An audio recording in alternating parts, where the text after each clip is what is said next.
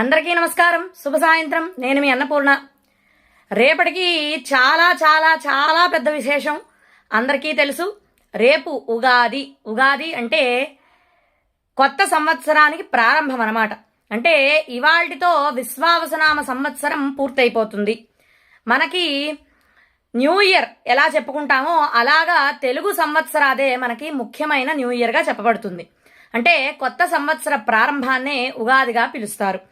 ఈ ఉగాదికి ఎంతో ప్రాముఖ్యత ఉంది. ఇది పురాణాలలో కూడా చెప్పబడింది. కాబట్టి ఈ ఉగాది అనేది ఎంతో విశేషమైనది. కాబట్టి ఈ రోజున అందరూ కూడా తప్పకుండా ఆలయ సందర్శనం చేయడం చాలా విశేషము.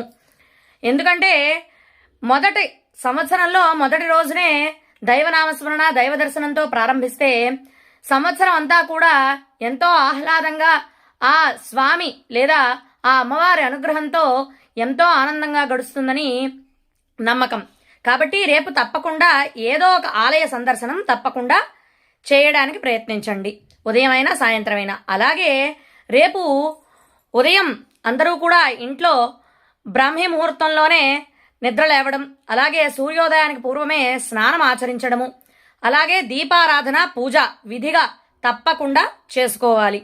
ఇవి చేసుకున్నాక ఇంట్లో షడ్రుచులతో అంటే 6 రుచులతో తీపి, పులుపు, వగరు, కారము, చేదు ఇలా 6 రుచులు ఉన్నాయి కదా, 6 రుచులతో కలిపి మనం షడ్రుచులతో ఉగాది పచ్చడి కూడా చేసి ఇంట్లో దేవుడి దగ్గర నివేదన చేసి ఆ పచ్చడిని నైవేద్యంగా స్వీకరించాలి.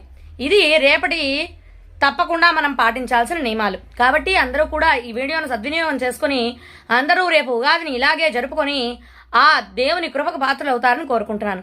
అలాగే నన్ను నా ఛానల్ని లైక్ చేసి షేర్ చేసి సబ్స్క్రైబ్ చేసి సపోర్ట్ చేస్తారని కూడా కోరుకుంటున్నాను.